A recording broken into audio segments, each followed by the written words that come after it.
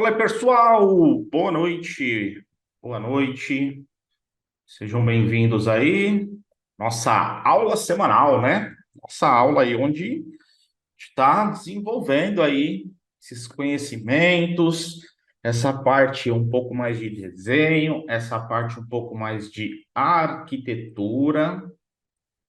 Então, hoje a gente vai continuar nessa evolução. Então, hoje a gente vai falar de outros recursos, né? Então, nas últimas semanas, a gente falou ali da parte de subscription, os grupos de gerenciamento, a gente falou sobre a parte do Azure Policy, que é algo bem bacana, né? Para a gente pensar, principalmente quando a gente está começando a construir o ambiente. E hoje a gente vai aprofundar aqui em mais dois recursos que a gente tem, que é extremamente importante aí, para que a gente saiba implementar, para que a gente saiba desenhar da melhor maneira possível, para que a gente não tenha problemas posteriores, ter que refazer um monte de coisa aí por questões de mau planejamento, desenho incorreto e por aí vai, tá? Então hoje a gente vai falar dos grupos de recurso, né, os resource groups, e também a gente vai começar a falar de rede. A gente não vai conseguir finalizar a rede em uma aula só. O tema redes é muito grande. Eu estimo aí umas 3 aulas, 3, 4 aulas só para falar de rede. É muita coisa. Mas hoje eu já quero começar dessa primeira pincelada nessa parte de rede que geralmente, né, depois que a gente pensa em tudo que a gente viu nas aulas anteriores, legal, deixa eu ver quanta subscription vou precisar, como que vai ser essa divisão. Beleza, agora deixa eu ver aqui as policies que eu vou aplicar para não deixar meu ambiente aberto, para não deixar meu ambiente ali para que os usuários utilizem ali da forma que eles querem. Legal. Agora eu preciso começar a preparar o meu ambiente para receber esses recursos. E geralmente essa preparação ela começa com a parte de redes. Então, deixo preparado toda a parte de conectividade para eu começar a trazer os meus recursos para dentro do Azure. Beleza? Vocês estão ouvindo bem? Tudo certo com vocês? Estão vendo aqui a tela compartilhada para a gente já começar? Então, vamos começar aqui com a parte do Resource Group. Todo recurso que a gente cria e que a gente utiliza dentro do Azure, esses recursos, eles precisam estar dentro de um grupo de recursos.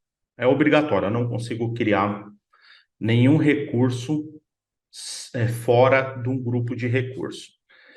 E quando a gente começa a pensar na parte de planejamento, na parte de desenho, de como eu vou dividir, como eu vou criar os grupos de recurso, geralmente aqui é onde a gente talvez ali perca um pouco mais de tempo para entender como montar esse desenho, porque existem várias e várias formas. Cada empresa vai trabalhar de um jeito.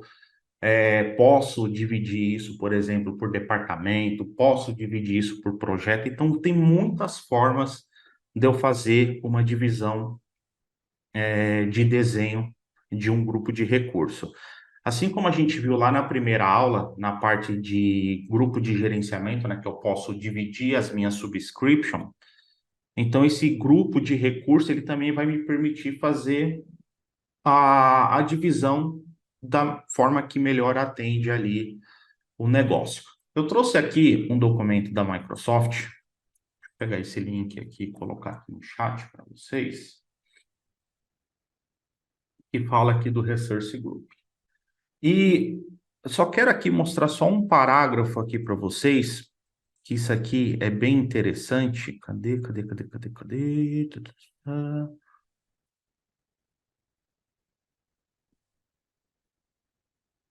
Pá, pá. Aqui, a parte aqui que está aqui em azul.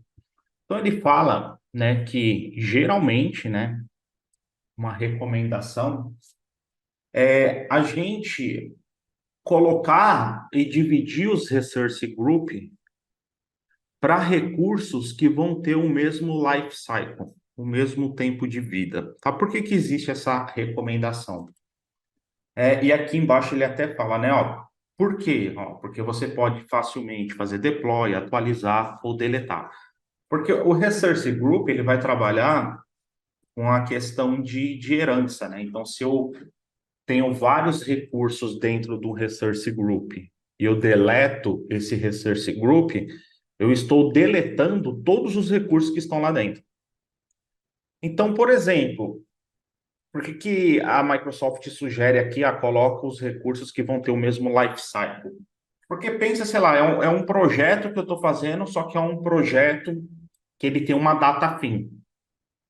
Então, se eu colocasse, por exemplo, os recursos que vão compor esse projeto, se eu colocasse esses recursos em vários resources groups diferentes, depois que acabasse o projeto, eu teria que ir em todos os resource groups e ficar fazendo a deleção desses recursos.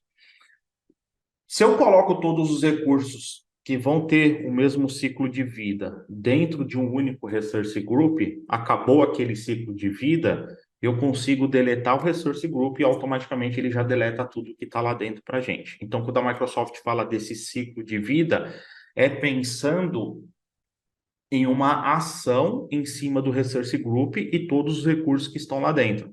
Então, como eles vão ter o mesmo ciclo de vida, essa ação pode ser para todos, seja uma deleção, seja alguma atualização. Então, o que que a Microsoft sugere? Legal, olha só, você tem várias formas de você dividir os resource group.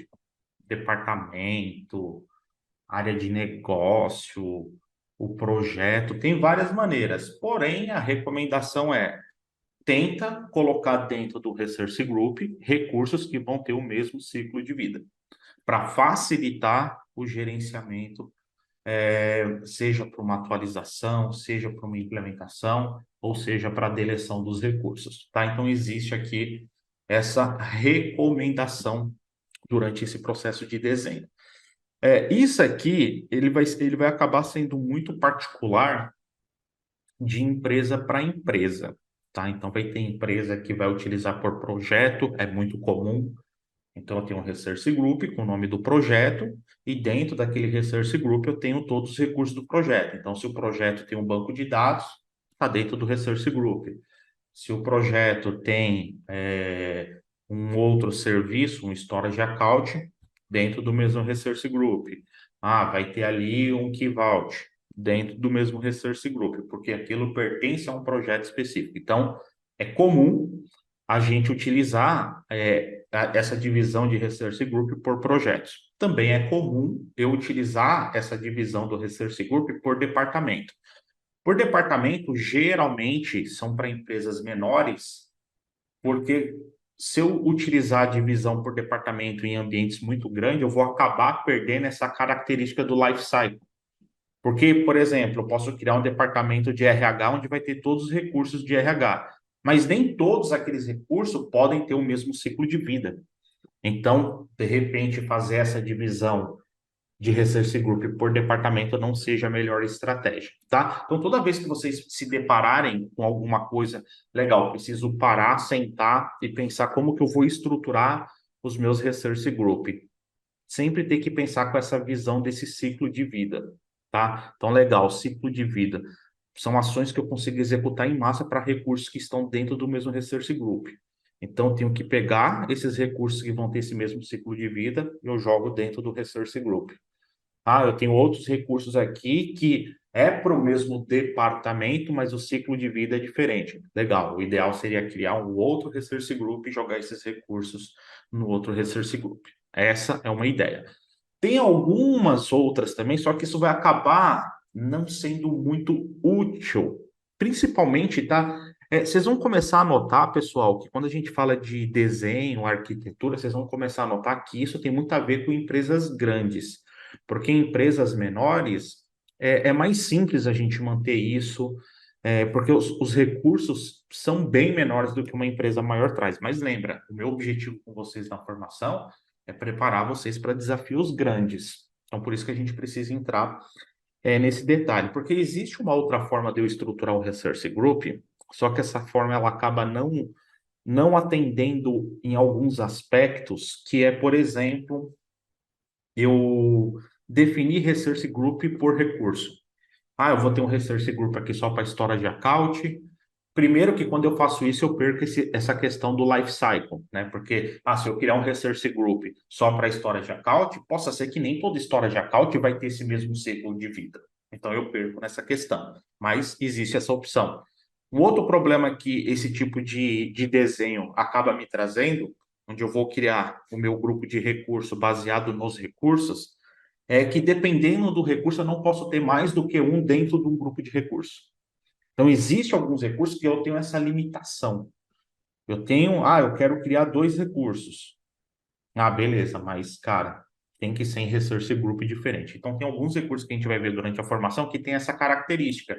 Então, acaba aqui caindo por terra essa questão de resource group por recurso, tá? Geralmente, o mais utilizado, que geralmente quando chega um projeto, todos aqueles recursos do projeto eles vão ter o mesmo ciclo de vida, geralmente é o que a gente vê o mercado mais utilizando, os grupos de recurso em cima de projetos, tá? E ali eu coloco os recursos do projeto. Mas, independente do desenho que você vai fazer, o que tem que ficar claro é essa recomendação, que é algo que eu recomendo que sigam, porque isso aqui acaba ajudando bastante durante o processo de administração, que é todos os recursos que vão ter o mesmo ciclo de vida, independente de como você vai organizar os resource group, que eles estejam dentro de um único resource group. Beleza? Por isso que esse tipo de desenho por projeto, ele bate de frente com isso aqui. Então, ele vem a calhar exatamente com o que a Microsoft sugere para a gente. E se eu estou criando um resource group por projeto, aquele projeto vai utilizar X recurso. E como é um projeto específico, geralmente existe essa dependência desses recursos. Então, eles têm o mesmo ciclo de vida. Tranquilo? Aqui no portal do Azure, né, se a gente vem aqui em Resource Group, a gente tem aqui Resource Group, e aqui a gente pode criar e estruturar os nossos Resource Group, né? Então, eu posso vir aqui no botãozinho do mais. Aqui eu dou o nome do Resource Group, né? Primeiro, né, a subscription. Então, se eu tiver um ambiente onde eu tenho várias subscriptions, eu escolho a subscription. E depois eu escolho aqui qual que vai ser o nome do meu Resource Group. E qual região esse Resource Group vai ficar hospedado. Tá? Aqui também existe uma recomendação, apesar da gente conseguir trabalhar com recursos cross, né? O que significa recurso cross? Eu posso ter um Resource Group que está em uma localidade, que está em uma região, e eu posso criar recursos que estão em regiões diferentes. Porém, a gente recomenda fazer o que aqui na hora de escolher a região? Legal, estou criando um Resource Group. Beleza, esse Resource Group pode ser cross. Porém, qual que vai ser a predominância? A maioria dos recursos vão estar em qual região? Baseado nessa informação, eu escolho a região para o Resource Group. Então, por exemplo, esse Resource Group eu vou ter 10 recursos aqui dentro. Dos 10 recursos, 8 vai ficar no Brasil e 2 vai ficar nos Estados Unidos. Legal, então eu vou colocar o Resource Group no Brasil. Eu estou criando um outro Resource Group. Agora, 8 recursos vão ficar nos Estados Unidos e 2 no Brasil. Beleza, vou colocar esse Resource Group nos Estados Unidos. Beleza? Que isso aqui, essa parte aqui do Resource Group, é só uma questão administrativa, tá? Não fica imputado nada, tem a parte dos metadata, tudo, mas não fica nenhum dado imputado. O que vai ficar imputado nos servidores, aí tem problema de latência e tudo mais, são os recursos, tá bom? Próximo. Aqui a parte de tag que a gente viu na aula passada, extremamente importante. Lembra que, cara, esse é o coração da governança. Sem tag, vai ficar muito difícil você conseguir localizar quem é o dono de tal recurso, centro de custo. Então, a gente vai ter um papo sobre essas tags na semana passada. Então, quem não viu essa aula, reveja. Mas não é nada recomendado subir recursos sem tags. E lembra o que eu expliquei para vocês. Não é criar a tag na hora que está criando um recurso. Isso precisa ser planejado. Então, quando eu estou criando um recurso, eu já sei todas as tags que eu vou utilizar. Então, isso é extremamente importante. Então, aqui, só para não ficar em branco, eu vou colocar uma tag qualquer aqui, por exemplo, departamento. Eu vou falar que o departamento é TI. Tá? Mas aqui o certo seria eu cadastrar todas as tags que eu já desenhei para o meu ambiente. Próximo, passou na validação, create, e ele cria aqui para a gente o Research Group. Então, a partir de agora, quando eu for criar os meus recursos, eu vou poder utilizar aqui esse Research Group aqui para que a gente possa começar a hospedar os recursos aqui. Tranquilo? Pessoal, alguma dúvida aqui nessa parte de Research Group? Deu para entender essas melhores práticas, essa recomendação? Eu passei o link aí do site aqui da Microsoft que fala um pouco do Research Group, e aqui ele explicando aqui um pouco dessa questão do ciclo de vida, né? Tá tranquilo? Alguém tem alguma dúvida? Lembrando que se vocês quiserem liberar o áudio para tirar dúvida, para pedir alguma orientação, alguma coisa, pode levantar a mão aí que eu libero aqui o áudio para vocês, tá? Mas para eu saber que eu posso dar sequência. Ficou tranquila essa parte aqui do Research Group?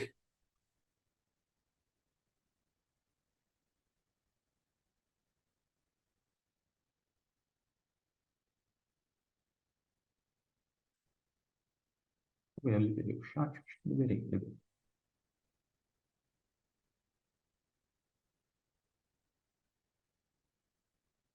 Bom, eu vou seguir aqui, qualquer coisa vocês vão colocando aí no chat para eu ajudando vocês aí, caso tenha alguma dúvida. Beleza, então depois que a gente entende aqui a parte do Research Group, a gente pode começar a criar os nossos recursos aqui dentro do Azure, dentro do Research Group. Geralmente, quando a gente está fazendo um projeto, alguma implementação para uma empresa que está começando agora a utilizar os recursos da nuvem, geralmente a gente faz tudo o que a gente fez até agora, né? A gente desenha a parte da subscription, a gente desenha a parte dos grupos de gerenciamento se houver necessidade, a parte das policy, a parte dos research group, e quando a gente começa a entrar nos recursos propriamente ditos dentro do Azure, geralmente a gente começa pela parte de conectividade, né? Porque não faz sentido eu subir um banco de dados, uma máquina virtual, se eu não tenho essa conectividade por trás. Então, geralmente a gente começa por essa parte de conectividade. E dentro dessa parte de conectividade, né, quando a gente faz, por exemplo, um paralelo para o ambiente on-premises, então lá no ambiente on-premises eu tenho os meus servidores físicos, e para eles se comunicar eu tenho ali a minha rede. Tenho lá switches, roteadores e por aí vai. E isso dentro do Azure também existe. Então lá dentro do data center do Azure também existe toda essa ligação física. Só que eu não tenho acesso, né, a essa ligação física. Então, eu não consigo abrir o Azure aqui, abrir um switch lá, sei lá, Cisco, e rodar os comandos lá no switch Cisco para criar o meu ambiente. Então, toda essa estrutura de rede aqui dentro do Azure, ele vem em cima de redes virtuais e as subnets que eu crio dentro dessas redes virtuais. Então, quando eu venho aqui, por exemplo, no search aqui, digita aqui virtual network, ele traz aqui para a gente essa rede virtual aqui dentro do Azure. Então, até trazer aqui um pouco aqui desse desenhozinho aqui, só para a gente entender um pouco aqui dessa parte de rede. Esse aqui é o símbolo, né, de rede aqui do Azure. Então, primeira coisa, essa parte de redes dentro do Azure, ela tem algumas características. Primeira característica é que uma VNet, uma rede virtual dentro do Azure, é o que a gente chama de limite de conexão. O que significa esse limite de conexão? Significa que, por padrão, se eu tenho mais de uma VNet, ou se eu tenho aqui duas VNets dentro do Azure, e eu posso ter quantas VNets eu precisar, então, se eu tenho duas VNets, como eu estou falando que essas VNets aqui, ela é o limite de conexão, por padrão, não ocorre comunicação entre VNets diferentes. Então, eu fico limitado a conexão dentro daquela VNet. Apesar que a gente vai ver também, existem configurações que eu consigo fazer com que uma VNet comunique com a outra. Mas para vocês entenderem essa parte da arquitetura. Então, a arquitetura de uma rede virtual, ela foi feita para quê? Para dentro dessa rede ela ser o limite de conectividade. Dentro dessa rede posso quebrar isso em várias VNets diferentes, aonde sim, as VNets que estão dentro da mesma rede virtual têm comunicação entre si, só que para eu conseguir me comunicar com uma rede diferente, com uma rede virtual diferente, mesmo estando dentro da mesma subscription, eu preciso de mecanismo por trás, na verdade, são rotas para que ocorra essa comunicação entre VNet, tá? É o mais comum. O mais comum hoje é a empresa ter várias VNets e geralmente essas VNets elas precisam se comunicar uma com a outra. Então existe um recurso aqui, a gente vai ver daqui a pouquinho na prática ali como configura, chamado de peering, que nada mais nada menos é essa ligação entre redes virtuais diferentes, onde por trás, né, a configuração é simples, eu só aponto quais são as redes, mas por trás ali o Azure cria toda essa parte de tabela de roteamento, tudo mais, para fazer essa comunicação de uma rede com a outra. Legal? Dentro de cada rede, né? Então, quando eu estou criando uma rede virtual dentro do Azure, eu preciso informar qual que vai ser o endereço IP dessa rede, tá? E o endereço IP que a gente utiliza é o endereço IP que faz parte ali da RFC e fala para a gente quais são os endereços IPs privados que a gente pode utilizar dentro de uma rede. Então, é a faixa de endereço IP que a gente utiliza na nossa rede on-premise. Então, tem lá a rede 10, a rede 172, a rede 192, com seus respectivos prefixos, né? Mas são redes que são privadas. O que isso significa? Que esses endereçamentos IP, eles não são roteáveis na internet.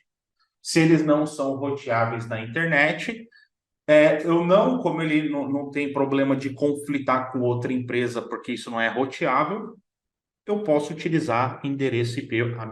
A rede da minha empresa pode ter o mesmo endereço IP da rede da sua empresa, porque isso é um endereço privado, isso não é acessível através da internet. Isso quem controla é uma RFC.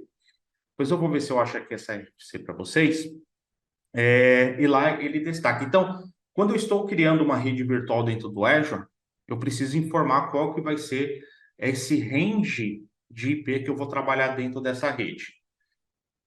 Esse range tem que estar dentro dessa RFC. Se eu tentar criar alguma coisa fora, o próprio Azure ele vai reclamar, ele vai falar, isso não está dentro da RFC, ele não vai deixar a gente criar. Então, isso é uma característica, que é igual a gente tem no ambiente on-premise. No ambiente on-premise, a gente também não pode trabalhar com endereçamento IP fora desse range para não ter problema caso eu precise fazer um NAT, alguma coisa para acesso externo, por exemplo. Então, é um conjunto ali de endereço IP específico para trabalhar dentro de ambientes locais.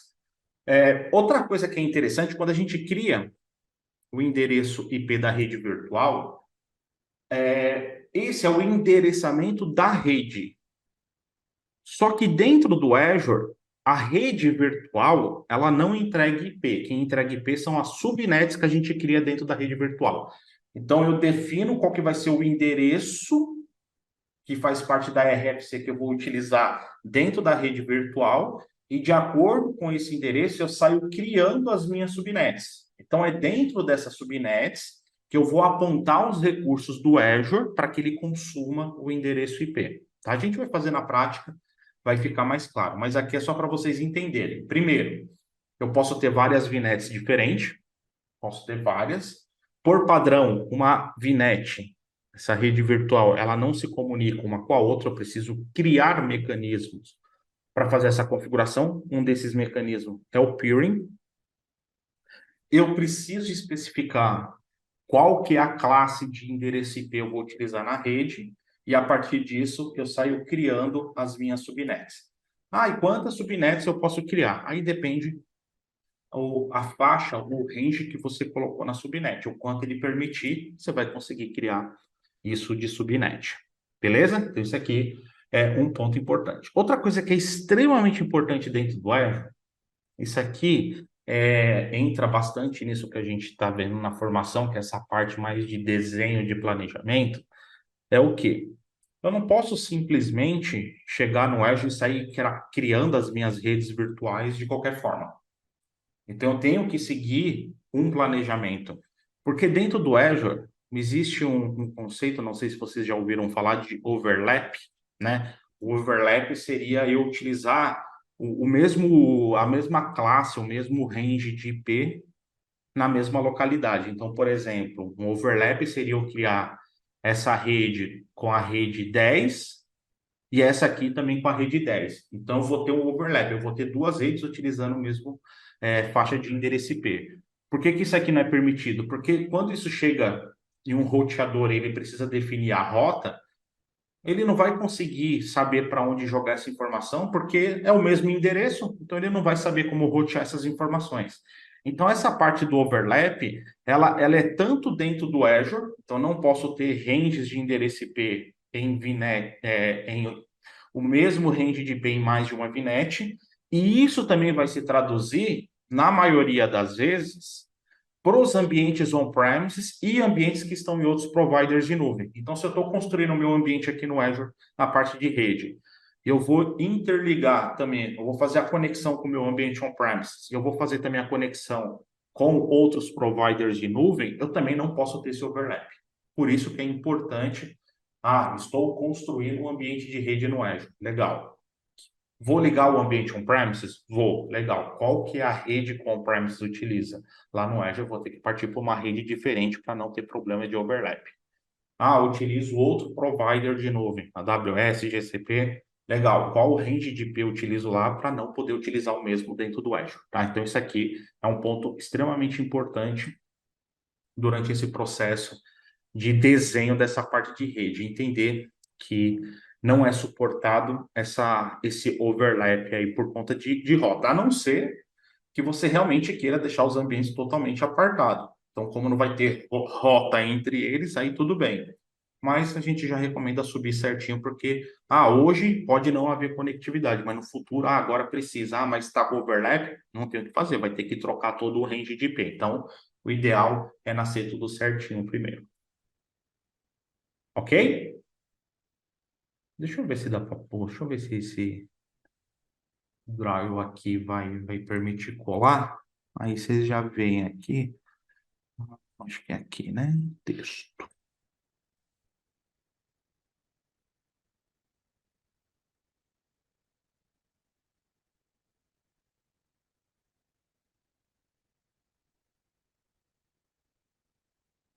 Tá.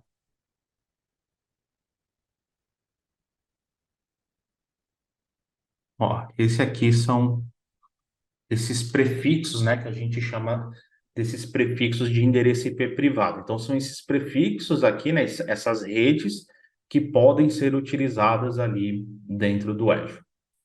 Tá? Então, qualquer faixa aqui entre esses endereços da rede 10, da rede 172, da rede 192, então qualquer range aqui dentro pode ser utilizado dentro do Azure. Legal?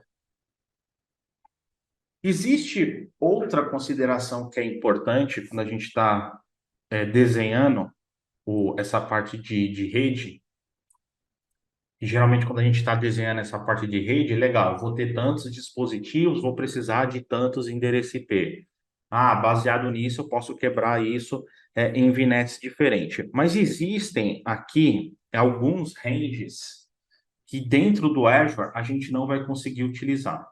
Vou aproveitar que ele deixou colar aqui. Deixa eu colar aqui também. Texto.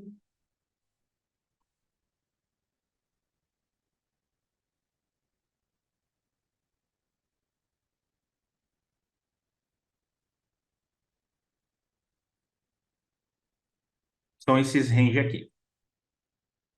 224.0.0/4, que é o range multicast, então não posso utilizar multicast dentro da minha VNet. 255.255.255/32, que é o endereço de broadcast, então também não posso utilizar isso aqui dentro do Azure. A gente tem 172.0.0/8, que é voltado aqui para o endereço de loopback, né, para identificar o próprio recurso, também não utilizo isso dentro do Azure. O 69.254.00/16, aqui ele fala link local, mas isso aqui é o que a gente conhece lá como a pipa, né? E aqui tem um endereço específico, que a gente vai falar um pouco dele também daqui a pouco, que é esse 168.63129.16/32. Isso aqui é o que a gente chama de wire server. Então, esse serviço aqui está só como interno o DNS, mas ele vai acabar executando algumas outras atividades, tá? Então, eu tenho aqui o range que eu posso utilizar dentro das VNets, beleza. E aqui algumas coisas que eu não posso utilizar: broadcast, loopback, parte do APIPA, e esse endereço aqui, que é um endereço exclusivo aqui para o DNS, ok? E quando a gente cria uma subnet, então lembra, a minha VNet, ela vai ter um range de endereço IP, e a partir desse range eu crio as minhas subnets, que é onde vão ficar os endereços que eu vou entregar para os recursos, dentro da subnet. Cada subnet que eu crio, o Azure, então, se eu crio lá uma subnet que vai me dar ali 255 endereços, um padrão classe C da vida, 255 endereços. Dentro de um ambiente local, quando a gente cria uma subnet, uma rede, a gente já sabe que o primeiro endereço da rede eu não posso utilizar, porque aquele endereço é o que identifica a minha rede. E o último endereço daquela rede eu também não posso utilizar, que aquele último endereço é o que identifica o broadcast daquela rede, tá? Esse broadcast é diferente desse aqui. Esse aqui é um broadcast geral, tá? Esse broadcast que eu estou falando agora é só dessa rede específica. Então, no ambiente on-premises, eu tenho o primeiro endereço, que é o identificador da rede, então não posso utilizar esse endereço. Então, por exemplo, vou utilizar o endereço 92.168.0/24. Então, eu não posso utilizar o 92.168.0.0 para um dispositivo, porque esse é o identificador da rede, é o primeiro endereço. E eu não vou poder utilizar o 92.168.255, porque é o último endereço da minha rede, e esse último endereço da rede identifica o broadcast para aquela rede. Então, isso eu também vou ter dentro do Azure. Então, não vou poder utilizar dois endereços. Só que o Azure ele ainda vai precisar de mais endereço. Então, deixa eu copiar aqui também, para ficar aqui no texto.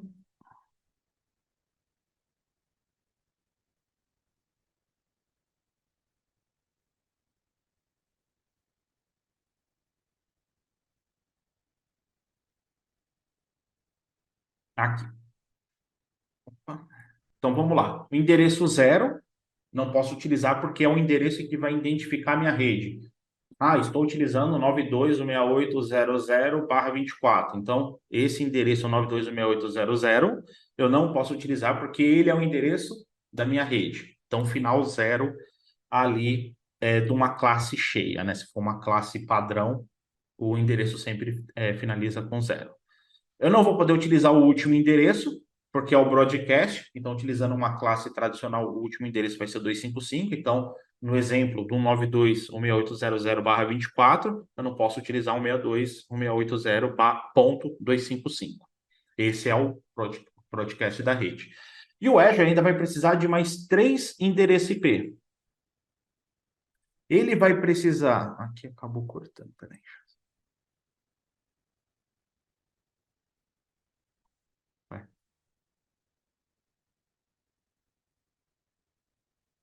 Beleza. Então, o primeiro e o segundo. Ele vai utilizar o primeiro endereço válido da rede. Então, o primeiro endereço depois do identificador da rede. Esse primeiro endereço vai ser o default gateway. Então, pegando essa classe padrão, 192.168.0.0/24. 192.168.0.0, rede. Qual que é o primeiro endereço válido? 192.168.0.1. O Azure vai pegar esse primeiro endereço válido e vai definir como default gateway daquela rede. Beleza? E ele vai pegar também o endereço depois do 1, que geralmente vai ser o 2, e depois do 2, que vai ser o 3, para utilizar para um serviço específico que a gente chama de wire server. Esse wire server, ele vai funcionar como um servidor DNS para aquela VNet, tá? A gente vai falar de DNS também, mas esse wire server, ele resolve nome só para aquela VNet, tá? Ele não consegue resolver nome entre VNets, é um servidor DNS interno do próprio Azure para uma VNet específica. Então, esse wire server, que são o final 2 e o 3 do endereço, ele vai fazer o mapeamento com esse servidor aqui, ó, 168, 163, 129, 1632. Então, esses dois endereços faz o mapeamento para esse cara aqui, que é o Wired Server. Esse servidor ele vai funcionar como um DNS para essa VNet, só que a gente vai ver daqui a pouco que esse DNS, geralmente a gente não utiliza porque é um domínio da própria Microsoft e não é um negócio bonito de usar, vocês vão ver. E também esse cara vai funcionar como DHCP. Então, esse cara aqui que vai entregar os endereços IPs para os meus clientes que pegam um recurso aqui dessa VNet. Porque a maioria dos recursos, quando eu aponto para ele pegar um endereço IP da VNet, eu aponto a VNet. Alguém tem que entregar o endereço IP para esse recurso, seja uma máquina virtual ou outro recurso que dependa de endereço IP. Quem vai fazer essa entrega é o Wired Server que está configurado dentro de cada VNet. Ok? E aqui, daqui a pouco a gente vai falar um pouco desse wire, mas ele faz outras coisas também. O load balance do Azure utiliza ele para a parte de probe, né? A probe de load balance é a regra que a gente cria para ele validar se as máquinas para onde ele está balanceando a comunicação, se estão respondendo ou não. Então ele utiliza também o wire server para fazer essas validações. Tá? Então aqui são esses endereços aqui que a gente não consegue utilizar. Pessoal, eu sei que essa parte de rede aqui é um pouquinho chata, tá? Ainda mais quando entra nessa questão de endereço IP. Eu sei que é um negócio que não é nem todo mundo domina. Mas isso aqui, para a gente, vocês vão começar a notar que algumas coisas que a gente não estava muito acostumado a, a se preocupar no ambiente on-premises, quando a gente vai para essa parte de arquitetura, quando eu quero ser um arquiteto em Azure, eu preciso conhecer. É claro que eu não preciso me aprofundar. Tá? Então, pô, você está me falando que eu vou ter que tirar todas as certificações Cisco agora para trabalhar com Azure? Lógico que não. Mas você precisa conhecer o básico de rede. Por que que eu gosto de falar isso? Porque tem muita gente hoje que trabalha com Windows Server, quer trabalhar com nuvem, e, cara, não conhece nada, absolutamente nada de endereço IP. Então, precisa ter esse conhecimento para conseguir fazer essa parte aqui de desenho, tá? Deixa eu ver aqui. Ô, Emerson, eu vi que você levantou a mão, baixou, você quer falar alguma coisa? Quer que eu libere aqui o microfone?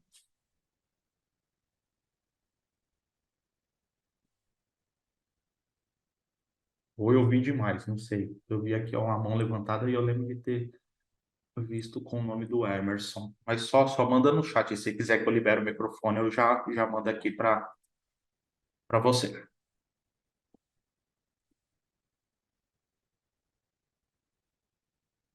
Tá, mas se tiver dúvida, pessoal, nessa parte de rede. Ah, beleza, show de bola. Não, tranquilo, tranquilo. Mas ficou tranquilo, né, Emerson? Essa parte de rede tá de boa, né? O restante aí da galera, o meu xará aqui, o Diogo, o Lucas, Márcio, tranquilo aqui essa parte de rede, deu para entender, show de bola.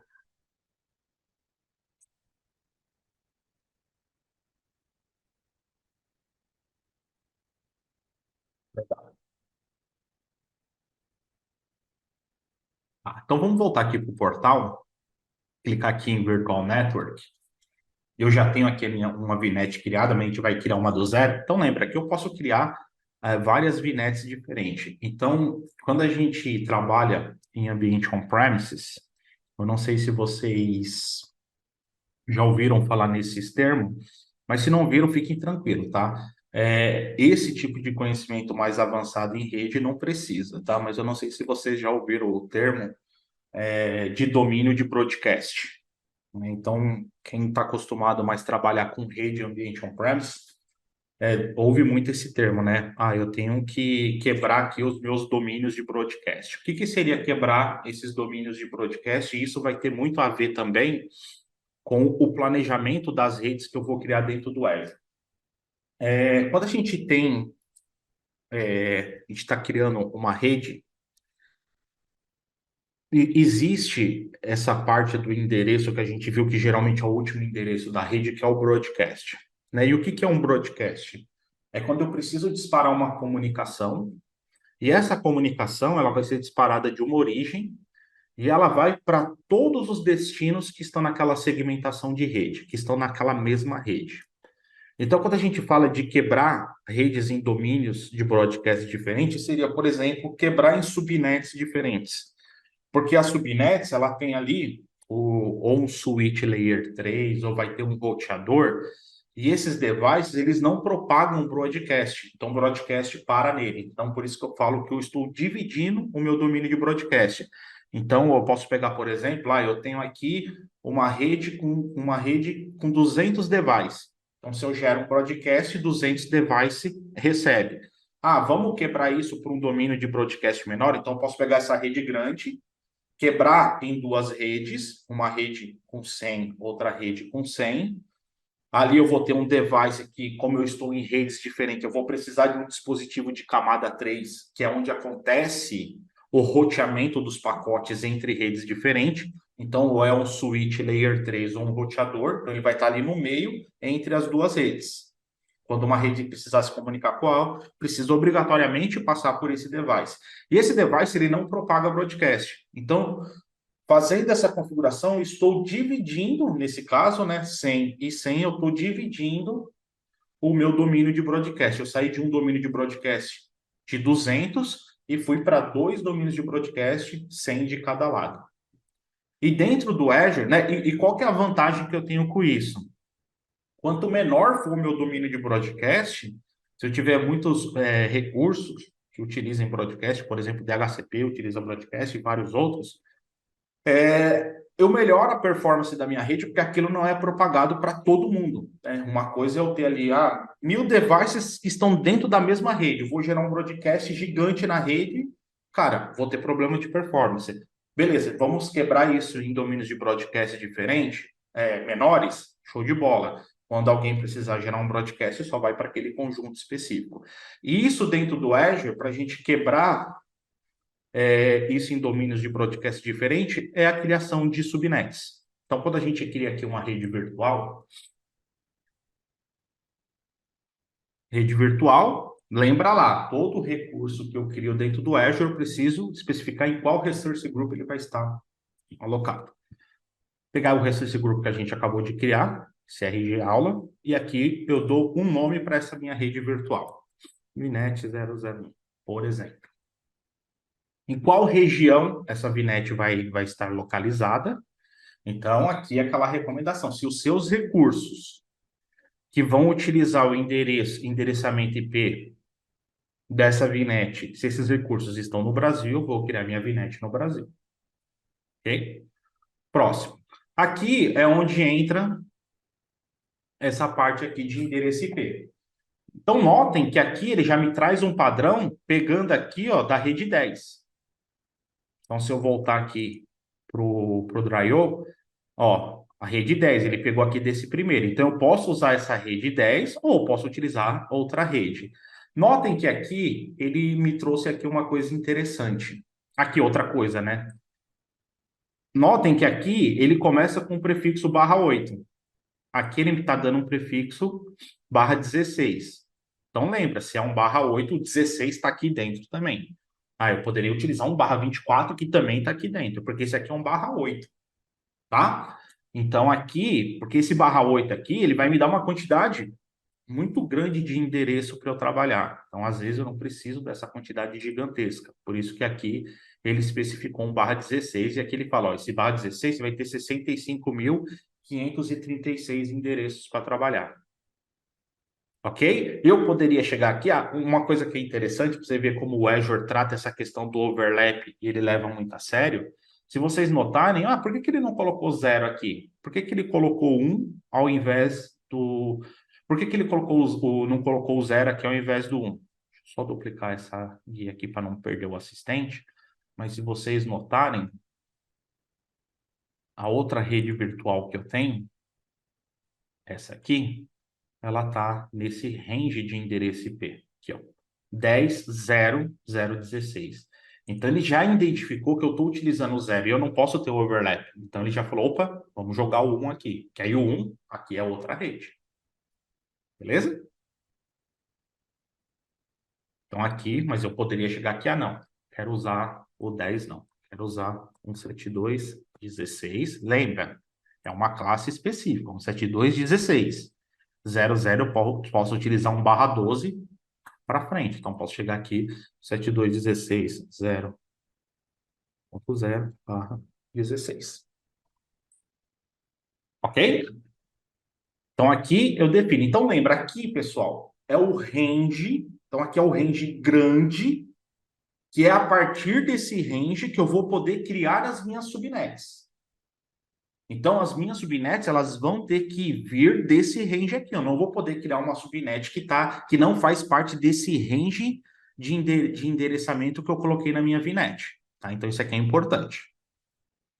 Ok? Essa parte de IPv6 a gente ainda não utiliza, tá? Muito raro precisar utilizar IPv6 dentro do Edge, mesmo porque a maioria dos recursos ainda não suporta o IPv6 nativo, né? Só quando faz ali um NAT alguma coisa, ok?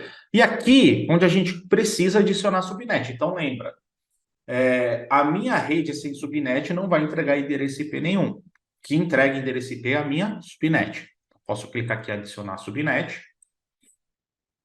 O nome. Então, aqui a gente já pode começar a pensar um pouco na divisão. Então, estou planejando aqui, por exemplo, estou fazendo aqui essa rede que eu estou criando, vai ser aqui uma rede para minha empresa, e essa rede ela vai ter várias subnets. Então, por exemplo, isso aqui, essa rede que eu estou criando é para uma empresa pouco menor.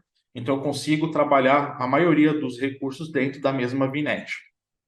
Então, posso quebrar aqui, por exemplo, posso falar, eu quero dentro dessa rede, eu quero uma subnet para os meus recursos de front-end. E aqui eu tenho que falar qual que é o range de IP dessa subnet. Então, lembra, tem que estar dentro do range ali em cima.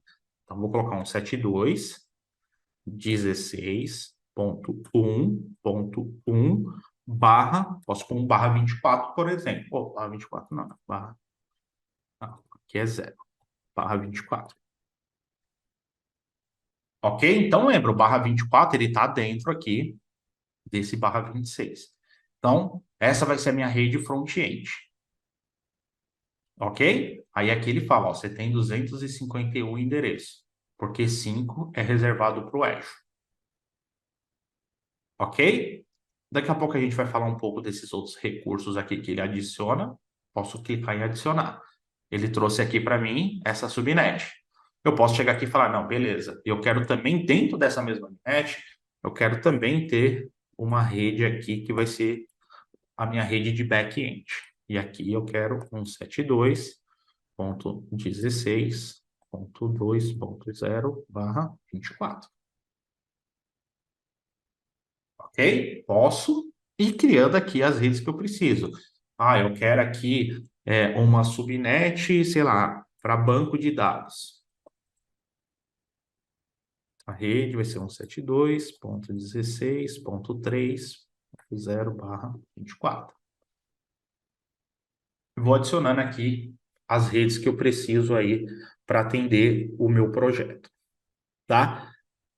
Se o ambiente se a gente estiver trabalhando em um ambiente que é um pouco maior, geralmente a gente faz essa divisão, que é uma divisão muito utilizada, né, das máquinas front-end, que é aqui vão receber a conexão, e os back-end, que geralmente é banco de dados ou uma aplicação que fica ali mais interna. Eu poderia, né, mas o meu ambiente ele é muito grande. Eu poderia quebrar essa divisão front-end e back-end na própria rede virtual. Eu poderia ter uma rede virtual só para front-end. Aí dentro dessa rede virtual, eu poderia ter uma subnet, aplicação web, outra subnet, aplicação Java, outra subnet, aplicação tal. Então, faço a divisão dentro da VNet. Back-end, banco de dados SQL, banco de dados Postgre, Cosmos DB, posso fazer essa divisão em cima da VNet. Então, são alguns desenhos que geralmente a gente faz. Eu posso, para um ambiente mais enxuto, eu posso desenhar isso em uma única VNet. Se o ambiente ele é grande, eu posso quebrar E isso dentro da própria VNet. Eu posso ter várias VNets ali para propósitos específicos, tá? Só lembrando que se eu partir para essa configuração para um ambiente um pouco maior, onde eu vou ter várias VNets diferentes, eu vou precisar ligar essas VNets, que por padrão elas não vão se comunicar, tá? Mas daqui a pouco eu vou simular aqui, por exemplo, conectar essa rede virtual que a gente acabou de criar na que eu já tinha criado. Como que eu faço para essas duas se comunicar? Ok? Então, definir aqui. Próximo, aqui segurança. Aqui se a gente vai ter esse baço a gente vai ter uma aula só para falar dele, tá? Mas daqui a pouco eu vou mostrar um exemplo para vocês para a gente ver outras coisas e vai ter o Bastion, aí eu vou explicar o que que é ele.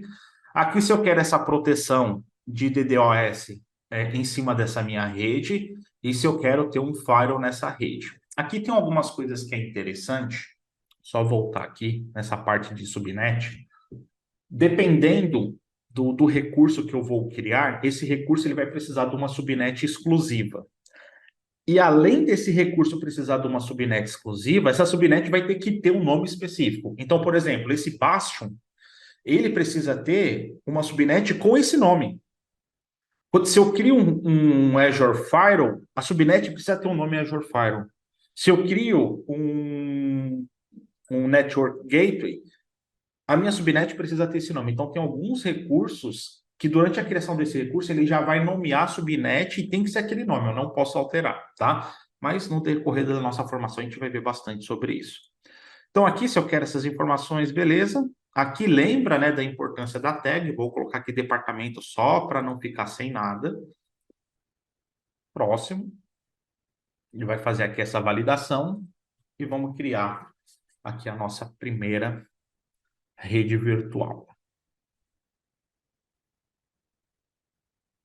Ó, beleza, em progress, coisa rápida. Se eu clicar aqui e para o recurso, nossa, eu coloquei VNT.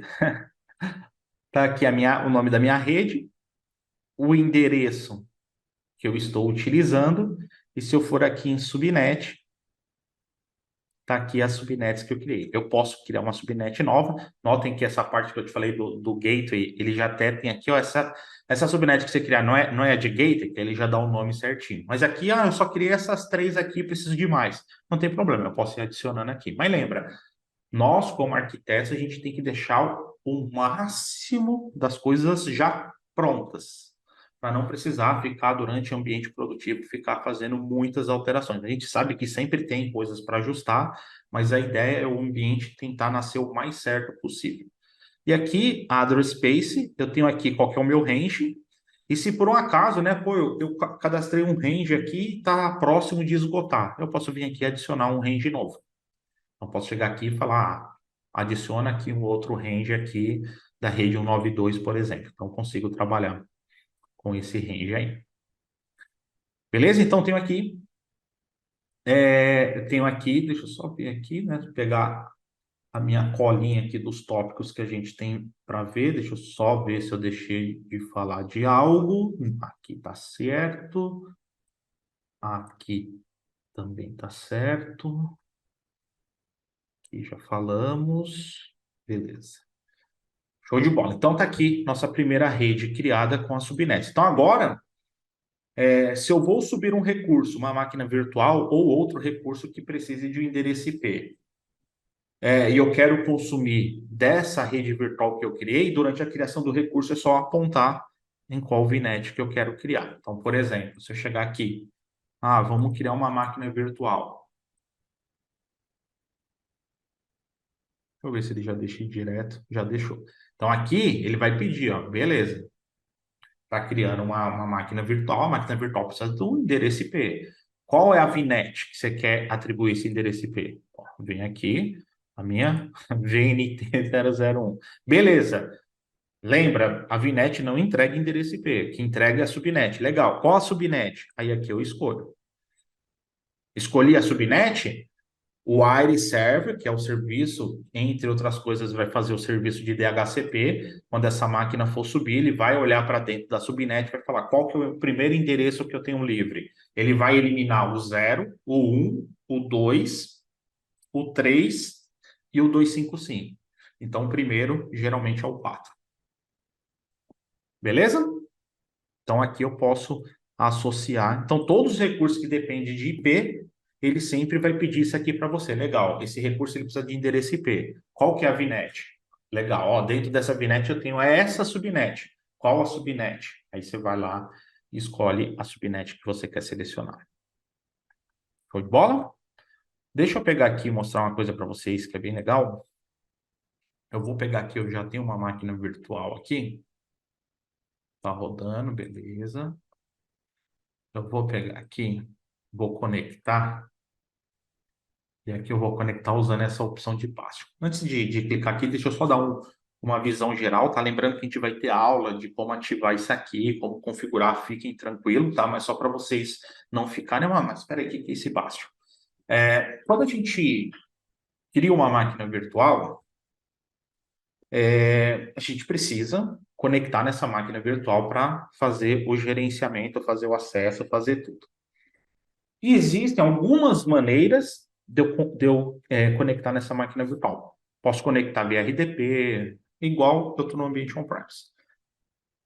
Mas se eu estou trabalhando numa empresa que está subindo os recursos no Azure, apesar disso não ser o mais comum, mas pode acontecer.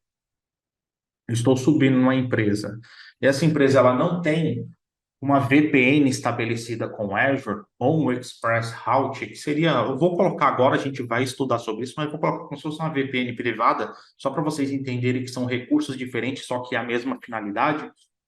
Se eu não tiver essas conexões estabelecidas, se eu não tiver essa conexão com o Azure, todo o meu acesso com o Azure, partindo de um ambiente, precisa ser através da internet. Só que acontece. Primeira coisa, para essas empresas que não têm essa conectividade Express Route ou VPN, se ela precisar acessar uma máquina virtual via RDP, primeira coisa, essa máquina virtual ela precisaria ter um endereço IP público. Porque lembre, esses endereços privados aqui não são roteáveis na internet. Então precisaria criar um endereço IP público para VM. E eu pago por isso, eu pago pelo endereço IP, eu pago pelo endereço IP público. Só que beleza, isso vai me gerar um problema que é o custo, mas tranquilo.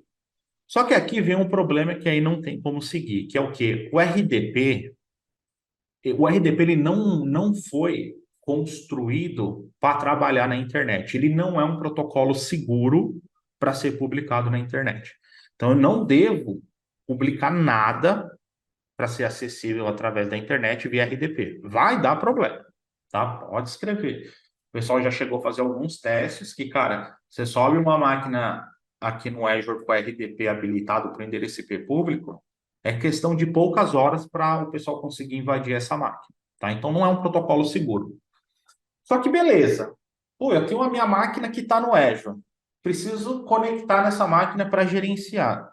Você acabou de me falar que, pô, se eu quiser fazer essa conexão via RDP, além de conectar o RDP, eu preciso do endereço IP público. Porque aqui eu poderia fazer umas gambi, mas ainda não é seguro. Mas eu poderia, por exemplo, chegar, criar uma regra falando, ó, só permite conexão RDP para essa máquina se vier desse endereço IP público. É um pouco mais seguro, mas continua não sendo recomendado.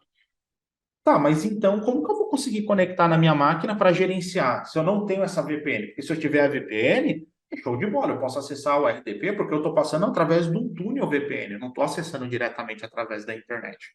Aí tranquilo. Para isso, existe um serviço que é esse Bastion. Por trás, o que é o Bastion? Ele vai ser como se fosse um jump server, ele vai funcionar como se fosse uma ponte entre a sua máquina e a origem da conexão. Então, esse cara, é claro, se eu vou acessar a máquina da internet, esse cara tem um endereço IP público. Então, a conexão, quando vier da internet, vai bater nesse servidor. O interessante é que a conexão que ele vai estabelecer com a máquina virtual é HTTPS. Então, ele vai pegar o RDP e ele vai encapsular o RDP dentro de uma conexão HTTPS. Então, HTTPS é uma conexão segura. Então, eu não tenho esse problema de segurança quando eu utilizo o Bastion, porque não é RDP, o que está trafegando ali é HTTPS. Então, eu tenho que habilitar esse serviço. A gente habilita isso a nível de rede virtual. Então, só para vocês entenderem um pouco do que é esse Bastion. Então, se eu clicar aqui, use Bastion, o nome do usuário para eu acessar a minha máquina, e aqui a senha. Connect. Então, por ele fazer isso via HTTPS, o acesso é via browser. Então, ele vai abrir aqui um browser, e esse browser que ele abre, ele já tem todas as funcionalidades que um RDP tem, tá? Vou poder utilizar Ctrl+C, Ctrl+V, vou poder fazer mapeamento de recurso, a mesma coisa que por trás é um RDP, só que ele está sendo encapsulado por o HTTPS. Então, ele vai subir aqui a minha máquina.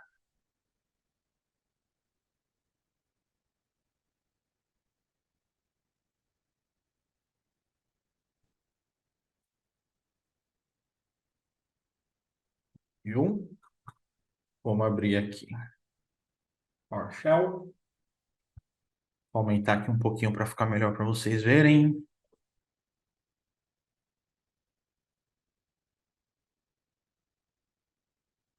Beleza.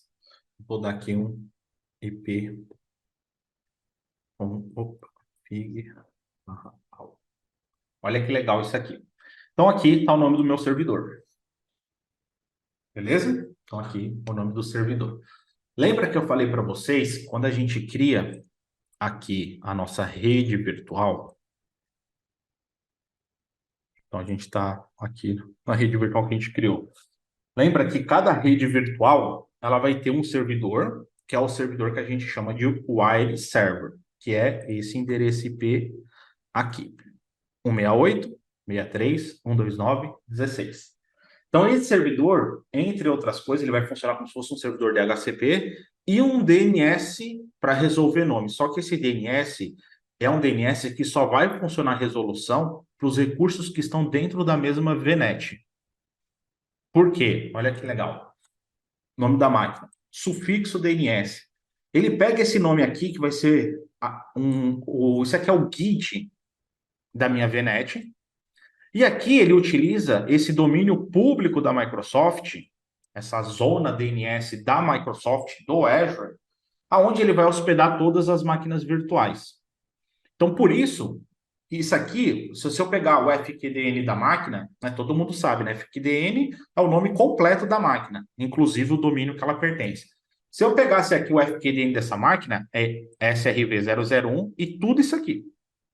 Só que como esse nome aqui é o guide da VNet, cada VNet vai ter um guide, isso significa que a outra VNet é uma zona DNS diferente. Por isso que eu não tenho resolução de nome entre VNets utilizando aqui o Wire Server. Tá? Por isso que o mais comum é a gente subir a nossa infraestrutura de DNS dentro do Azure. Tá? A gente vai ter aula para falar de DNS, tá? Provavelmente na próxima semana a gente já vai começar a falar de DNS, que faz parte, né, dessa parte core de comunicação, parte de rede, mas para vocês entenderem, criei uma VNet.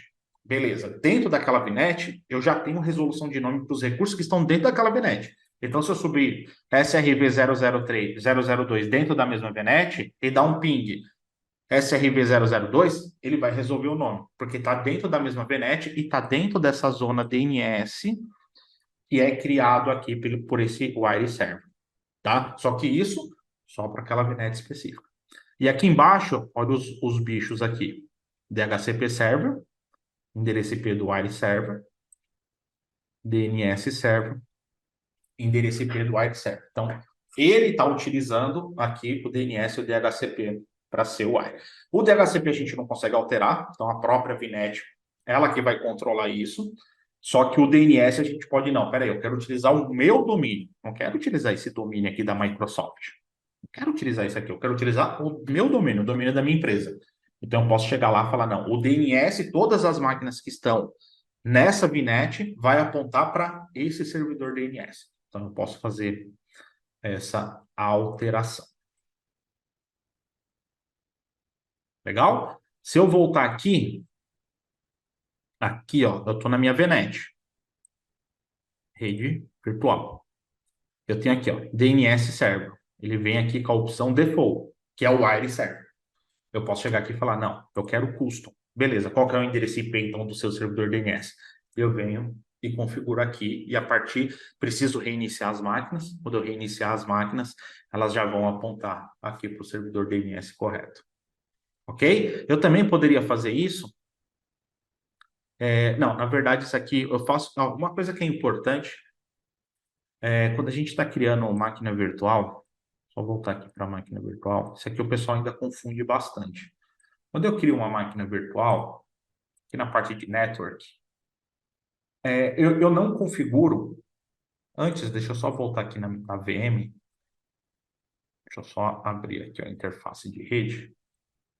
Quando eu estou trabalhando com Azure, eu não configuro a parte de endereçamento IP na máquina. Tá? Se vocês notarem, a máquina ela vai ficar aqui como se estivesse obtendo o endereço IP automaticamente, mesmo essa máquina tendo o endereço IP que eu posso setar como fixo.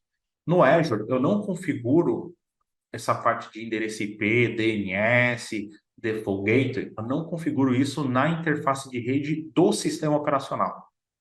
Dentro do Azure, existe o meu objeto que identifica a minha interface de rede. Então, é aqui que acontece essas configurações, não é no sistema operacional. Então, aqui que ele está falando ó, qual que é o endereço IP dessa interface, e essa interface, né, para qual máquina ela está taxada, SRV001. Então, eu também tenho a opção de configurar o DNS a nível de interface. Então, se eu fizer a configuração a nível de interface, só vai valer para essa interface que está taxada a esse servidor. Então, posso chegar aqui e falar, não, só para essa máquina, está herdando da VNet. Não, eu quero só para essa máquina que é uma customização. Eu posso fazer isso. E aqui, em configuração IP, ele traz aqui o meu endereço IP. Eu posso adicionar outras interfaces, outros endereços IP para a mesma interface de rede. Então, também tem essa opção. E se eu clicar aqui, eu posso chegar e falar, não, essa aqui é uma máquina que não pode mudar o endereço IP. Eu posso falar aqui que essa máquina vai ter um endereço IP estático. Ele já viu que a máquina está ligada, que essa máquina tem um endereço IP4, ele já pega o mesmo IP. Então, se eu clicar aqui em Save, beleza, é o DHCP que está entregando, aqui ele vai criar, fazendo um paralelo com o Ambiente On-Premise como se fosse uma reserva. Só que isso é para essa máquina, ninguém mais pode utilizar esse endereço IP4, só a máquina que está atribuída essa interface de rede aqui. Tá? Então é dessa forma que a gente seta um endereço IP fixo para uma máquina. Tenho que ir lá na interface de rede, ele mudou aqui para estático, vou lá na interface de rede, configurações de IP, entro na configuração e mudo de automático, de dinâmico aqui para estático. Ok? Posso associar um endereço IP público também, então, por algum motivo, não é muito comum, né, máquina virtual precisar de endereço IP público, mas tem uma necessidade aqui, essa máquina vai precisar do endereço IP público. Posso setar aqui também para adicionar um endereço IP público, só que lembra, tudo isso é a nível de interface, eu não faço isso no sistema operacional. Ok?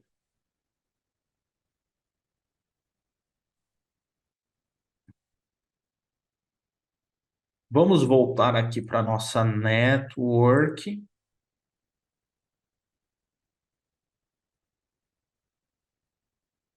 Ó, aqui em Network, aqui na parte de Subnet, a gente tem aqui uma configuração. Vou clicar aqui. Aqui. A gente tem aqui algumas configurações. E aqui eu quero passar por essa aqui, que é essa Subnet Delegation. Tá? O que seria essa Subnet Delegation? É eu delegar que um recurso PaaS do Azure possa utilizar aqui essa subnet específica. Então, eu estou meio que dedicando a subnet para um recurso específico. Então, tem muitos recursos que eles precisam estar numa subnet delegada. Ele precisa estar numa subnet que tem essas liberações, quando a gente delega, o próprio Azure já faz todas essas liberações para aquele serviço específico. Então, tem um serviço de Big Data e análise de dados que a gente consegue utilizar dentro do Azure, que é o Databricks.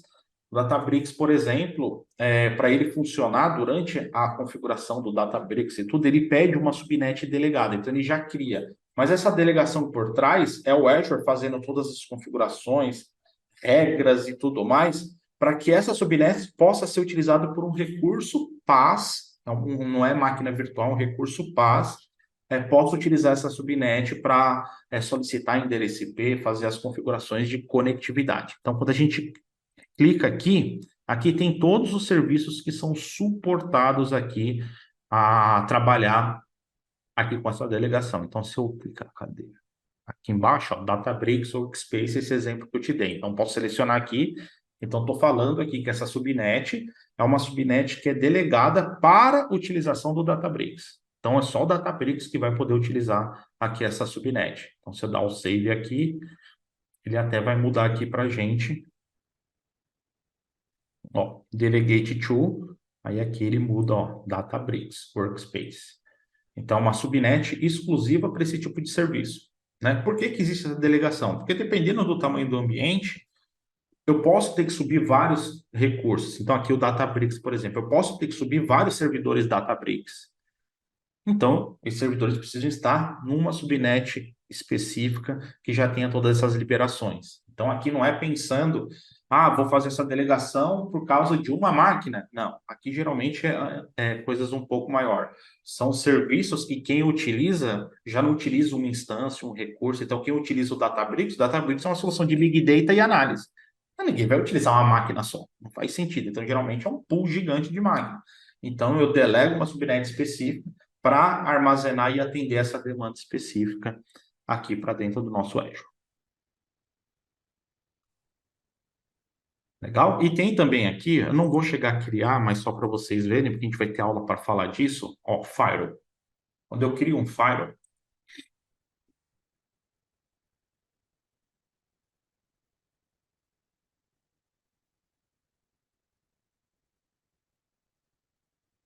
ó, é, aqui, ó, escolher a rede virtual, criar uma nova subnet. Nota que ele já especifica o nome. Então, tem recursos, no caso do Azure Firewall, o App Gateway, o Bastion. Bastion, deixa eu já vou mostrar para vocês já também o nome que ele coloca, mas tem recursos que ele precisa de uma subnet com aquele nome específico. E geralmente na criação desse recurso, ele já cria, se não existir já a subnet com o nome certinho. Então, aqui no caso, ele está falando, ó, eu preciso criar uma subnet com esse nome. Azure Firewall Subnet. Então, tem que ser esse nome para o recurso funcionar. Se eu voltar aqui na rede virtual que eu criei, onde está o Bastion, vocês vão ver que aqui em subnet, eu tenho aqui, ó, Azure Bastion Subnet. Então, durante a própria, eu nem criei essa subnet. Durante a configuração do Bastion, ele já sabe que precisa de uma subnet, e essa subnet precisa ter esse nome.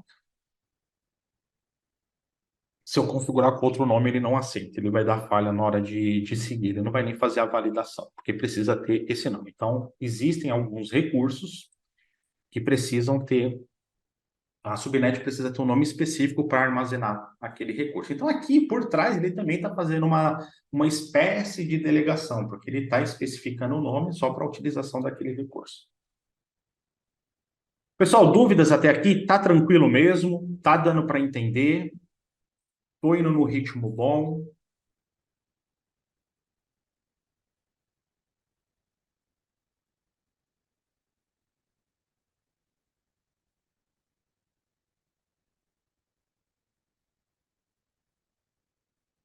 Tranquilidade?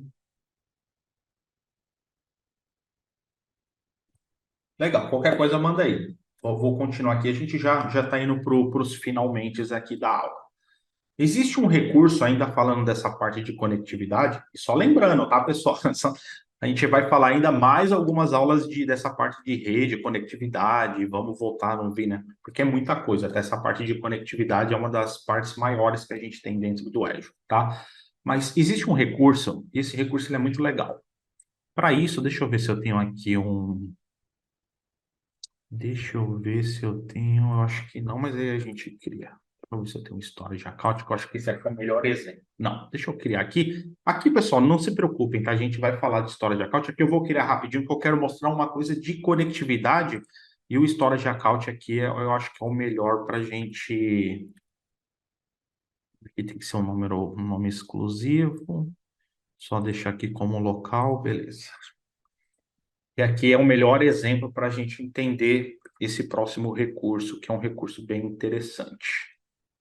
Então, assim, enquanto ele está criando aqui, storage account, onde a gente vai armazenar os dados dentro do Azure. Então, posso pôr arquivo, posso pôr logs, enfim, armazenar dados ali não estruturados, né, dentro aqui do Azure. E quando a gente trabalha com storage account, a gente cria o storage account, a gente tem que colocar aquele nome lá atrás, tem que ser um nome exclusivo globalmente, porque ele utiliza um domínio global do Azure. Quando eu crio o storage account, ele vai me dar quais são as URLs de endpoint para eu acessar esses recursos do storage account. Então, se eu for aqui em recursos, aqui cadê? Acho que ele configura. Não, aqui. Endpoints. Aqui em Endpoints, ele traz aqui para a gente. Então, só resumindo aqui também, quando a gente cria o Storage Account, a gente pode trabalhar com Blob, com File Service, com Queue, com Table. Para cada um desses recursos que eu posso armazenar dentro do Storage Account, ele cria aqui um endpoint para mim, que nada mais, nada menos é do que a URL para eu acessar o recurso. Então, eu tenho uma URL para cada. E aqui, ele sempre vai utilizar aqui esse domínio do Azure, core.windows.net, e antes desse core, aqui vem o tipo do recurso. Então, aqui é o blob, aqui é o file, aqui é o queue, aqui é o table e por aí vai. Então, quando eu acesso um recurso aqui, mesmo estando dentro do Azure, eu preciso acessar um recurso que está aqui no meu storage account, ele vai acessar isso aqui através dessa URL. Isso aqui vai lá para o backbone do Azure, aí faz todo o roteamento até chegar no recurso. Só que quando a gente fala dessa parte de conectividade, é claro que eu não tenho isso só para o Storage Account, eu trouxe aqui porque o Storage Account, como dá esse exemplo, então aqui eu estou dentro do Azure. Dentro do Azure, eu vou criar um recurso que vai precisar usar um blob. Então, ele vai bater aqui no endpoint e dentro do Azure tem lá os backbone, ele faz todo o roteamento para até chegar no recurso. Beleza, chegou no recurso. Só que ele precisou fazer uma volta e no backbone. É rápido, mas ele precisou fazer toda uma volta. Isso aqui também se eu precisar acessar externo. Então, estou lá externo. Quero acessar esse recurso, claro, desde que tenha acesso. Eu venho da internet, bato no backbone do Azure, ele faz a rota até chegar no recurso para devolver para o cliente. Legal? Porém, existem alguns recursos que eu sei que eu não vou utilizar determinados recursos externamente. Eu não vou liberar o acesso externo. É só acesso interno. Ou para uma rede on-premise que tem a VPN, ou para um outro provider de nuvem que eu tenho a VPN, mas eu não vou liberar acesso para a internet. Não vou liberar acesso externo. Porém, legal, eu consigo fazer isso aqui da forma que está aqui. Eu consigo chegar nos recursos e falar, não, esse recurso não vai ser acessado externamente. Mas mesmo assim, dentro do Edge, ele ainda precisa subir para o backbone e descer até o recurso. Para esse tipo de cenário, onde eu tenho recursos, onde eu sei que eu não vou liberar esse recurso externamente, vou utilizar só dentro do Azure ou através de uma conexão VPN, existe uma configuração que é de conectividade, que são aqui os private endpoints. Então, o que é esse private endpoint? Quando eu crio um private endpoint, aqui, por exemplo, se eu criar um private endpoint aqui para o meu storage account, cadê a parte de, né? Aqui, ó, network. Ó, não vou trabalhar aqui, por exemplo, só não vou trabalhar com endereço IP com rede pública, eu só não vou desabilitar isso porque ele vai desabilitar para mim também, até eu fazer todas as configurações, tá? Mas aqui eu desabilitaria aqui o acesso público e aqui eu criaria esse acesso privado. Quando eu crio esse acesso privado, o que que vai acontecer? Notem que aqui em Network, se eu for aqui em Overview, tudo, eu não tenho endereço IP aqui para o meu Storage Account. Eu tenho os meus endpoints. Aí sim, esses endpoints, a Microsoft tem lá, cada endpoint tem sua faixa de endereço IP, tudo beleza. Mas o recurso em si, ele não tem uma interface de rede.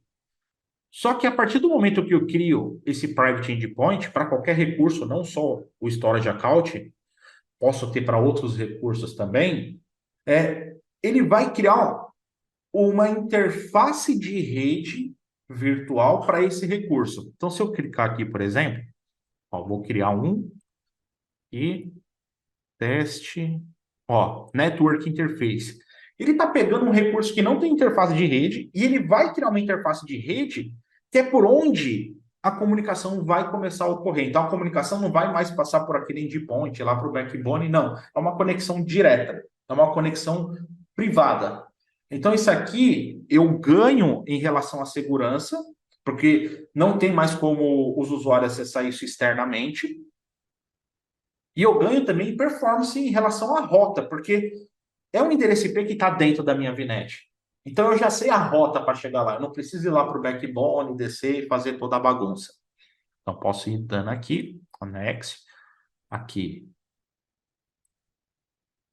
Aqui, né? Qual tipo? Lembra? Eu tenho endpoint para cada tipo de recurso no meu storage account. Por exemplo, esse é para blob. Então, eu vou criar um private endpoint para acessar o blob. Então, vai ser como se fosse uma interface de rede privada só para acessar o endpoint. Próximo. Aqui, de qual subnet ele vai pegar esse endereço IP, porque aqui eu estou criando como se fosse uma interface de rede, tá? Qual a rede e qual a subnet eu vou pegar o endereço IP. Se o endereço IP vai ser dinâmico, se vai ser estático. Aqui, sempre importante deixar como estático, né? Por exemplo, 10.00 100, por exemplo. Ah, não. Ele está reclamando. É 172 a rede. 172.26.backend era, eu acho que é a 2.100. Vamos ver se é isso.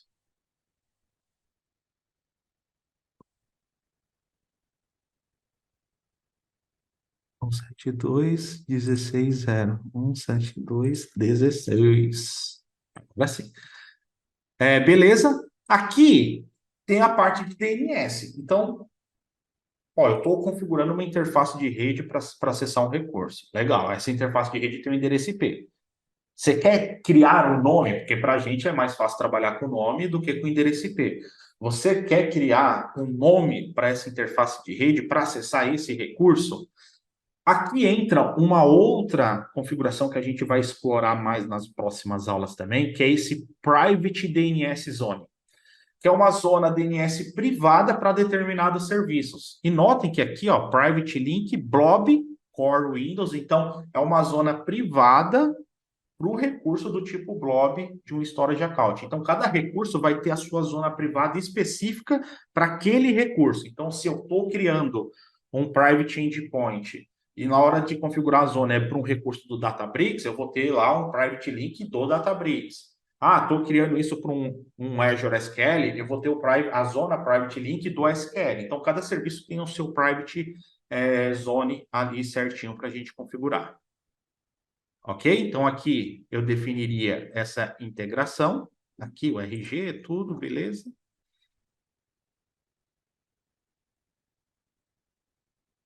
Aqui, de novo, né? Colocar aqui só para a gente começar a ter essa cultura, né? De criar tag. Próximo.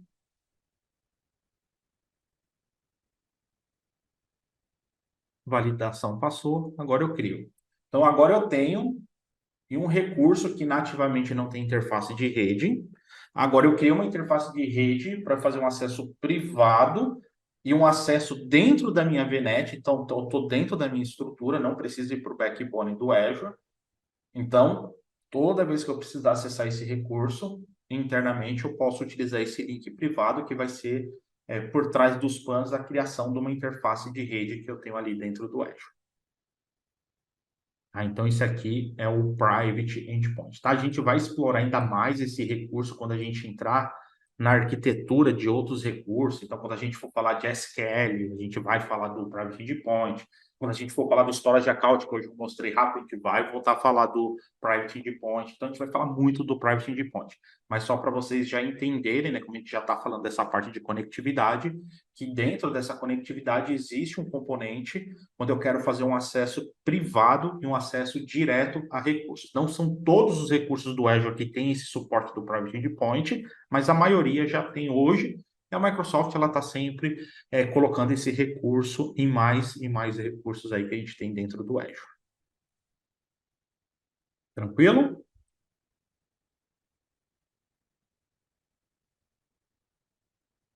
E aqui, pessoal, para a gente deixar ele criando aqui, para a gente finalizar aqui a nossa aula com chave de ouro, olha que legal isso aqui. Deixa eu ver se ele vai mostrar aqui. Ó, vou aqui na minha VNet. Então, essa minha VNet, eu já tenho, se eu clicar aqui em device conectado, eu já tenho uma máquina, né? Então, aqui é a minha interface de rede da minha máquina conectada, e aqui eu tenho o Bastion. Mas eu poderia ter aqui um monte de outros recursos, um Firewall, um VPN Gateway, eu poderia ter vários recursos aqui dentro dessa VNet. Aqui embaixo, olha que da hora isso aqui. Isso aqui, quem gosta de documentação, isso aqui vocês vão pirar. Cadê? Aqui, ó. Aqui embaixo, na parte de monitoração, ele tem aqui esse diagrama. E aqui ele mostra um desenho de como está configurado aqui a rede virtual e as conexões que existem com essa rede virtual. Então, isso aqui é bem legal. É que aqui fica um negócio meio pobre, porque eu só tenho aqui a minha subnet default e o Bastion, mas conforme eu vou colocando o recurso, eu consigo ver o desenho de como esses recursos estão conectados dentro da minha rede virtual.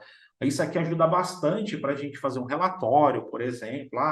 Eu preciso fazer um relatório aqui dessa rede virtual, tudo que conecta nela. Então, eu consigo aqui, através desse diagrama, eu consigo aqui ter uma visualização bem clara, bem simples do que está conectando aqui com essa rede virtual. Tá? Isso aqui é bem legal quando a gente precisa fazer uma demonstração, quando a gente precisa fazer alguma documentação. Então, isso aqui ajuda bastante aí a gente a... Ó, criou aqui. A gente ajuda bastante a gente a entregar esse tipo de informação. Vamos lá para o Private Endpoint. Ó, Private Endpoint, DNS Configuration. Vocês vão ver que aqui ele mostra aqui, ó, a interface de rede. Ele criou uma interface de rede.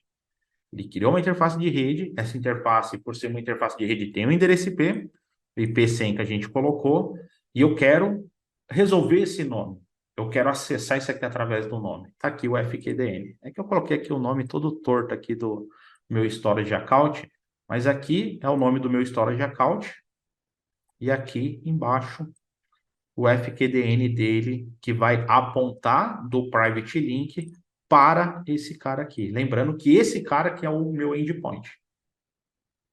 Lembra quando eu mostrei o endpoint para vocês, que é o Core Windows Net. Então, ele pega esse nome, traduz esse nome e aponta aqui para esse cara. Então, não preciso ir para o backbone. Eu faço esse acesso direto aqui por esse endereço IP. Show de bola? E aí, curtir a aula de hoje? Alguma dúvida?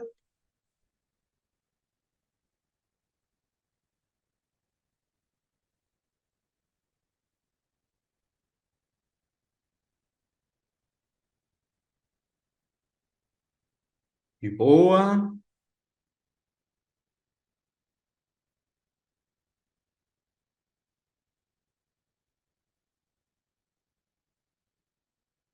Legal, show de bola. Bom, turma, a aula de hoje é isso. Então, o meu xará aí, o Márcio, o Lucas, alguma dúvida?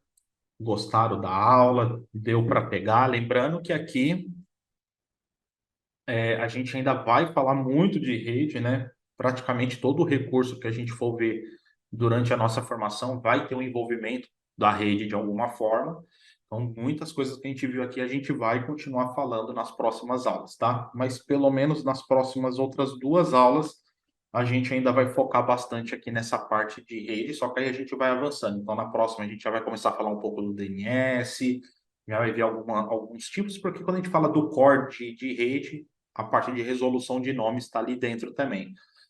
A gente vai ver a parte do peering também, que é uma coisa interessante, né? Como que eu faço a ligação de duas interfaces, duas redes virtuais diferentes, né? Eu vou até mostrar, mas a gente vai ver de novo, mas é só para vocês verem que é bem simples. Ó, eu tenho duas redes, então lembra, Por padrão, duas redes diferentes não se comunicam. Ah, mas eu tenho um recurso que está aqui e precisa acessar que está nessa outra rede, e vice-versa.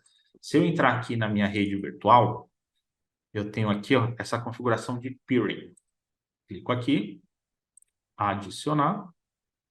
Aqui eu dou um nome, vou colocar teste aqui, mas quando a gente for fazer isso valendo, a gente põe uns nomes bonitinhos. Aqui eu vou permitir. Aqui o nome remoto, né? Então ele já vai criar o peering das duas pontas. Vou colocar aqui teste 2. E aqui eu escolho qual eu quero fazer peering com qual rede virtual. Então, se eu estou na SRV001, eu vou fazer peering com essa VNT001. Vou permitir, beleza. Só dar um adicionar e ele vai começar. Então, aqui está em updating. Quando ele trouxer para completo, conectado. Pronto, ele já criou todas as rotas por trás. Então, a partir de agora, essas duas VNets, elas têm rota e passam a se comunicar. Então, o que eu tenho de recurso numa VNet, eu posso acessar o recurso que está numa VNet diferente. Então, isso que é o peering. Então, isso aqui que é recomendado. Existem outras formas que a gente vai ver também, mas essa é a forma recomendada para eu ligar e deixar configurada a conectividade entre redes virtuais diferentes. Legal? Show de bola, então, turma. Então é isso aí. Tá um conteúdo bacana, né? Eu gosto bastante de falar dessa parte de rede. É uma parte que eu me identifico bastante, essa parte de configuração de rede, né? Desde quando eu comecei na área de TI, já gostava bastante de estudar essa parte de rede, apesar de nunca ter me especializado mesmo em rede. Nunca fiz certificação Cisco, nada disso. Mas sempre corri atrás de conhecimento, conheço relativamente bem essa parte de redes, porque eu sempre me interessei, mas não para me aprofundar muito assim. Mas é um negócio que eu recomendo que vocês façam. Na próxima aula, eu vou trazer um negócio para vocês. Deixa eu só abrir aqui, mas eu não quero que vocês fiquem muito preocupados com isso, mas é algo que para alguns de vocês, principalmente quem já tem um conhecimento um pouco mais avançado, é que eu acho que aqui eu não tenho nenhum exemplo. Quem já está um pouco mais avançado, vocês começarem a correr um pouco atrás disso aqui, vai ser bom para a carreira de vocês. Deixa eu só ver se eu tenho alguma coisa pronta aqui para não criar nada do zero aqui. Web, não. Eu acho que esse aqui está pronto.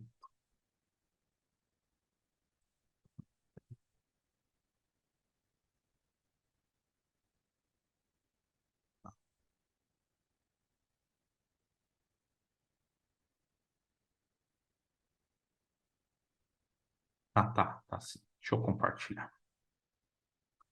Um negócio que geralmente a gente que cuida mais dessa parte de arquitetura de ambiente, principalmente ambiente maior, geralmente a gente utiliza, não sei se vocês já ouviram o termo de infraestrutura como código, mas é algo que eu vou querer em algumas aulas compartilhar alguma coisa para vocês que eu acho que faz muito sentido, tá? Isso aqui é um código usando uma linguagem que é o Terraform, que é uma linguagem declarativa, né? Então, eu consigo subir recursos, ele grava o estado desse recurso que eu subi, depois eu consigo fazer alterações. Aqui está um exemplo simples de um recurso chamado de Key Vault dentro do Azure. E, geralmente, em ambientes maiores, geralmente o pessoal parte ali para a criação de um portal aonde o usuário, para criar e consumir um serviço do Azure, ele não vai no portal do Azure, clica lá no Storage Account, cria, não. Ele tem um portal e nesse portal tem todas as etapas para ele criar esse recurso. E geralmente o que está por trás desse portal é um Terraform. Então eu crio um Terraform para criar o recurso, eu pego esse código e jogo no portal. Então aqui pode ser um VRA, um Puppet da vida, a própria pipeline do Azure eu também consigo fazer. Mas aqui geralmente é para um ambiente bem maior, um ambiente grande, onde cada recurso é várias equipes, várias pessoas que consomem. Então, eu preciso subir um SQL, Meu, mas é várias pessoas aqui da minha empresa que precisam desse recurso. Então, e nem sempre eles têm o domínio. Eles conhecem, por exemplo, eu vou subir um SQL, eles conhecem do SQL lá dentro. Fazer as query, fazer as procedures, fazer tudo lá dentro do SQL, mas eles não conhecem a parte de infraestrutura. Então não adianta eu jogar um cara desse no portal e falar, tá aí, ó, filhão, cria aí o seu banco de dados. Ele não vai conseguir se virar. Então eu posso deixar essa parte em código tudo pronto e jogo para ele para um portal self-service, onde ali ele só precisa imputar informação simples. Ah, qual que é o nome do seu banco de dados? Qual que é o nome do seu servidor que vai hospedar o banco de dados? Qual que é a collection? Então, coisas que ele já está familiarizado. Então, eu consigo, para esses ambientes maiores, deixar tudo isso num portal para facilitar o consumo desses recursos. E geralmente o que fica por trás desses portal é aqui os códigos Terraform. Então, em algumas aulas, eu quero ver se eu trago alguma coisa para vocês na próxima aula, para a gente começar a criar algumas coisas utilizando Terraform, tá? É extremamente simples, tá? Ah, nossa, você está falando então que eu vou ter que aprender programação? Lógico que não, eu odeio programação. Já tentei aprender, mas, cara, não entra, não gosto. E quando eu comecei a mexer com Terraform, eu falei, caramba, não acredito que eu vou ter que aprender programação. Cara, mas não precisa, não precisa. Muita coisa já está pronta, é só entender um pouco da estrutura, mas linguagem de programação zero. Ainda mais quando você utiliza alguma ferramenta, que nem aqui eu estou utilizando o VS Code da Microsoft, quando você utiliza essas ferramentas de codificação, que toda a parte de indentação do código, ela já deixa tudo pronta para a gente. Então, geralmente, pessoal, eu tenho muita dificuldade com isso de programação, porque cada linguagem é uma indentação diferente. O bom de utilizar essas ferramentas é que essa parte de indentação ele já vai te orientando, se dá um erro, ele te especifica.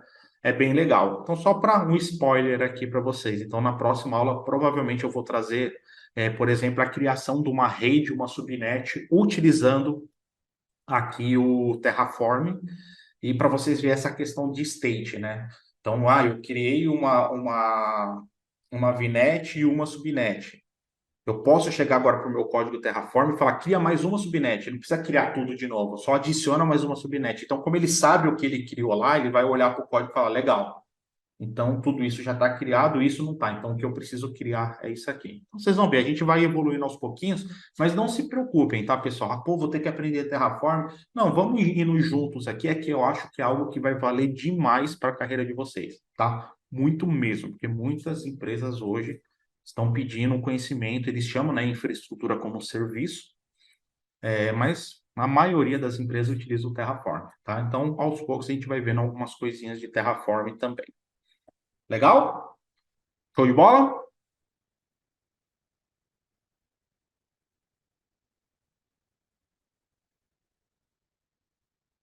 Bom, então é isso aí, turma. Então a gente vai se falando, lembrando, né? A gente tem o nosso grupo lá, qualquer coisa, qualquer dúvida, podem mandar lá no grupo para a gente bater nesse papo. Na próxima quarta-feira a gente volta para continuar essa questão de redes, já começar a ver algumas coisinhas bem basicona, bem tranquilona de Terraform, para a gente continuar avançando aí na nossa formação. Legal? Então, vou ficando por aqui. Qualquer coisa, chama lá no grupo. Um grande abraço para vocês. Boa semana para vocês. Um grande abraço, fiquem com Deus e até a próxima semana.